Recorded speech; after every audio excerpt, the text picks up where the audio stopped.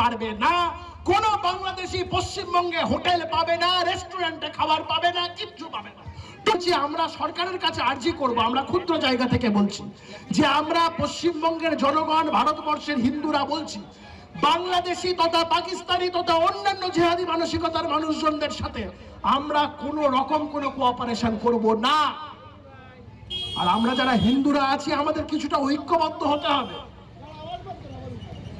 ওই বাড়িতে অনুষ্ঠান হলে বিরিয়ানি খাবো, যদি কোনো হিন্দু ভাইয়ের বিরিয়ানির দোকান থাকে সেখান থেকে কিনবো, হিন্দু ভাইয়ের দোকান ছাড়া বিরিয়ানি কিনবো না। আমরা যে মাংস কিনি, কোন হিন্দু ভাইয়ের মাংসের দোকান ছাড়া মাংস কিনবো না। আমরা হালাল মাংস খাবো না। প্রত্যেক কটা দোকান জিনিসপত্র যাই কেনেন না কেন, প্রত্যেক কটা দোকান যারা যারা হিন্দুরা আছেন কান খুলে শুনে নিন, আমাদের ধর্মের বাইরে